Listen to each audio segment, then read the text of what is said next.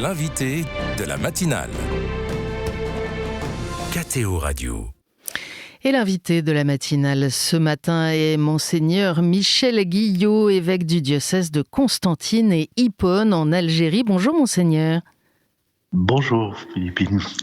Merci d'avoir accepté d'être un petit moment avec nous ce matin. Alors, on voulait savoir évidemment comment se prépare Noël en Algérie pour les communautés sur place, mais ce d'autant plus que vos communautés, votre Église est revenue un petit peu à la une des médias avec l'annonce du pape Léon XIV il y a quelques semaines dans l'avion qui le ramenait de son premier voyage, de son désir de se rendre en Algérie. Il n'y a encore rien d'officiel, mais on sait qu'il a été invité par l'Église, par les autorités civiles, et il a dit son désir de venir en Algérie.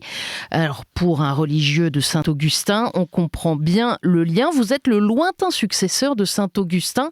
Qu'est-ce que ça vous fait, tout ça? Ça doit faire un peu drôle, non? C'est une grande joie, et en même temps, voilà, un peu disproportionné par rapport à notre modestie d'aujourd'hui. Mais non, une grande joie, la perspective d'accueillir le pape Léon, et puis voilà, et en ces jours de se préparer à Noël, voilà. Être le successeur, ceux qui nous viennent. Monseigneur, être le successeur de Saint-Augustin, puisque vous occupez le même titre que lui. Alors pour ceux qui connaissent pas très bien la géographie, ça se trouve à l'est de l'Algérie. On appelle la ville Annaba aujourd'hui, mais Hippone, voilà, Saint-Augustin d'Hippone. Ça donne une force ou ça donne une responsabilité, un poids supplémentaire? Alors, c'est un petit peu, on se sent bien petit quand on nous dit vous êtes le successeur d'Augustin. Mais ceci dit, c'est quand même une personnalité stimulante.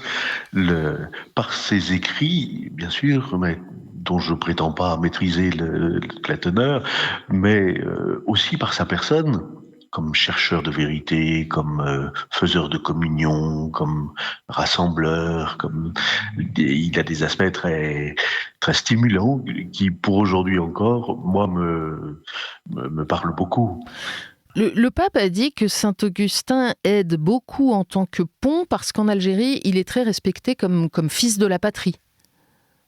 Voilà, alors quand le pape a dit le jour de son élection « Je suis fils d'Augustin », toute l'Algérie a frémi. En comprenant pas tout de suite, en se disant tiens, ah ben oui, c'est vrai, il est émigré, fils d'émigré, comme tous les Américains. Est-ce qu'il a un ancêtre à Soukaras ou à Annaba? Ah, mais vous avez pas connu Mohamed Prévost? Voilà, ça a été la première. Et puis, ils ont compris que sa filiation était peut-être un peu d'un autre ordre. Du coup, en s'interrogeant, qu'est-ce que ça veut dire finalement? Nous aussi, on se dit fils d'Augustin, lui, il se dit fils d'Augustin. Alors finalement, tout le monde s'est un peu réinterrogé là-dessus. Et puis tout de suite, ils se sont dit, sûrement, il va revenir chez lui. Alors voilà, donc il est attendu. Il est attendu, et quelques jours encore, j'ai pris un taxi à Annaba et le chauffeur m'en parlait, Ouais. avant même qu'il y ait des annonces. Et Saint-Augustin, il est connu par les Algériens en général? Je crois qu'on peut dire ça, oui. Oui. Il est connu. Il y a des dizaines de milliers de personnes qui viennent visiter la basilique chaque année à Annaba. Alors, les gens ne savent pas forcément beaucoup plus qui il était, ce qu'il a dit, mais ils sont fiers de savoir que par lui, notre pays est un peu honoré. Alors ensuite, voilà, il y a les degrés de connaissance qui sont différents. Ça atteste aussi de l'ancienneté de la présence chrétienne sur cette terre. Tout à fait.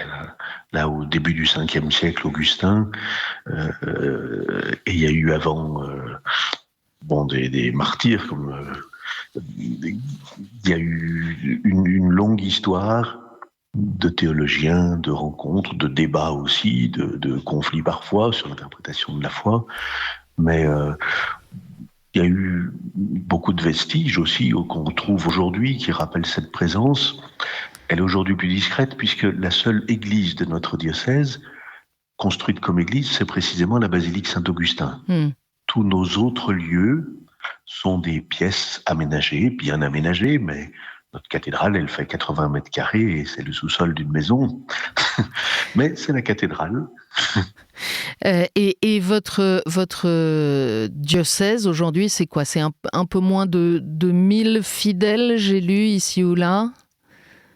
Oui, c'est toujours difficile de dire, selon qu'on prend les chrétiens rassemblés le vendredi. Je dis le vendredi parce que c'est le jour de congé, donc c'est le jour où on célèbre vendredi ou samedi, pendant le week-end, la messe dominicale. Le dimanche, il n'y aurait personne.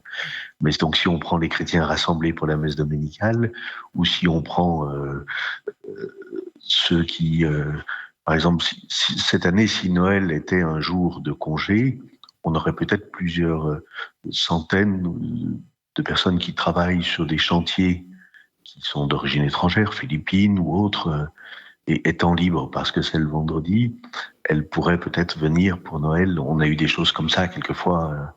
Voilà, donc voilà, mais quelques centaines.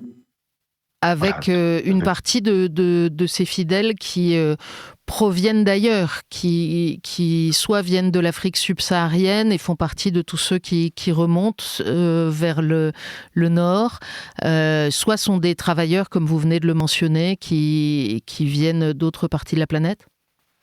Voilà, donc la majorité même étudiants en Afrique subsaharienne, le, donc une majorité de fidèles qui sont d'origine étrangère, mais aussi dans chaque paroisse, quelques enfants du pays, discrètement, qui font aussi partie de nos communautés. On entend régulièrement, Monseigneur, dire qu'il y a des tensions entre les communautés chrétiennes et les autorités civiles en Algérie. Alors, peut-être beaucoup plus régulièrement concernant certaines communautés évangéliques, mais comment ça se passe pour les catholiques?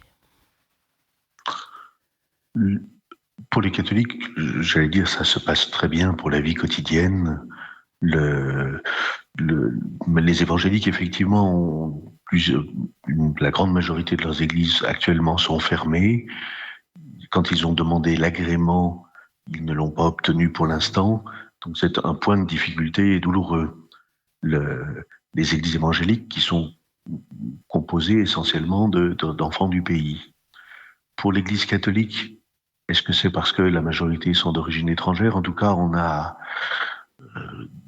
possibilité d'organiser nos activités, d'aller visiter les détenus en prison, de nous rassembler pour la prière ou d'autres activités.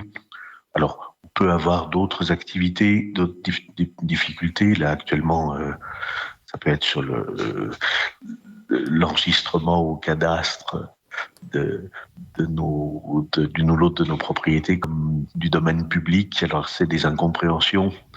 Pour un Algérien, spontanément, un lieu de culte, il est géré par l'État. Alors, est-ce que c'est ça? Est-ce que c'est autre chose? On peut avoir des difficultés. Mais est-ce que les choses sont dues aux fonctionnaires d'administration sur place ou autres? Il faut éclaircir. Mais globalement, la vie de la communauté catholique se déroule bien. Et les tensions de l'État algérien avec l'État français n'ont pas de conséquences pour vous sur la vie de l'Église? Alors, il se peut qu'elles aient des conséquences pour l'obtention de visas de prêtres ou religieuses qui viennent de France. Mais nous ne sommes pas assimilés à la France. La majorité des prêtres ou religieux ne sont pas nécessairement de France. Beaucoup viennent d'Afrique subsaharienne ou d'autres continents.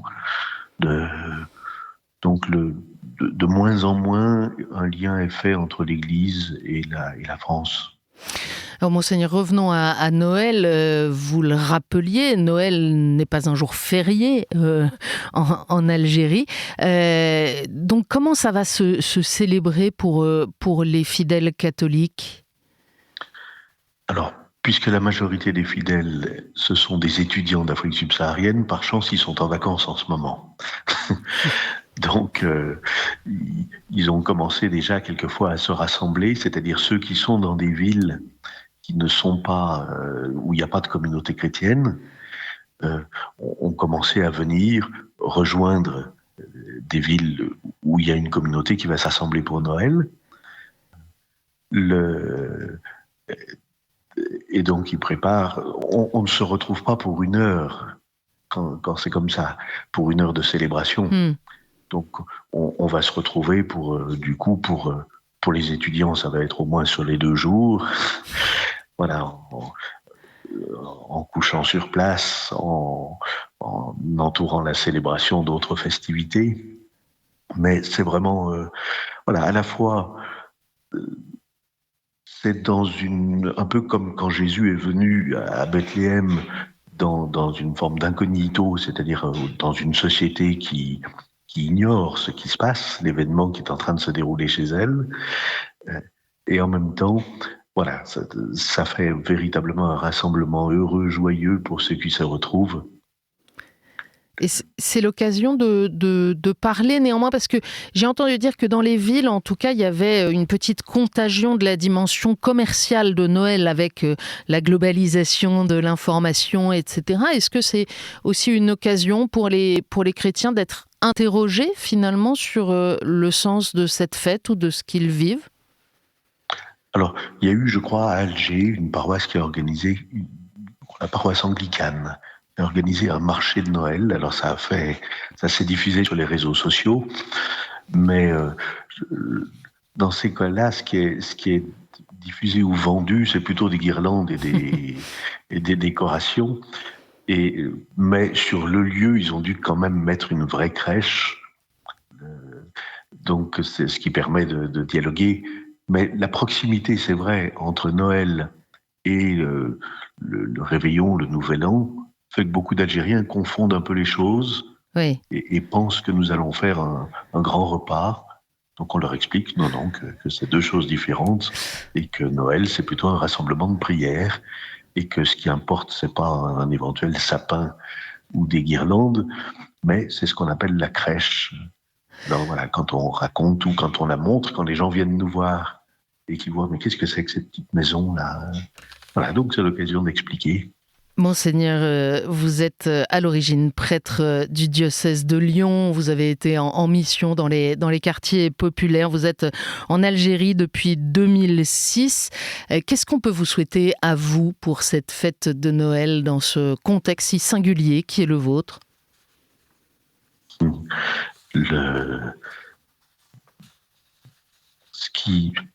Mon souci, bien sûr, c'est le renouvellement des permanents d'église. Pour l'instant, on en a peu qui naissent sur place. Voilà. Mais sinon, c'est que les gens vivent réellement un temps de communion qui les stimule pour toute l'année, où ils sont un peu isolés, là où ils sont, qu'ils soient seuls chrétiens de leur famille, obligés de le vivre dans la discrétion, qu'ils soient étudiants dans une ville universitaire qui est loin de tout lieu de rassemblement. Voilà, que les gens sentent que Dieu vient à eux et les accompagne même dans leur relatif isolement. Merci beaucoup, Monseigneur, d'avoir été notre invité ce matin, et bon Noël à vous. Merci à vous également.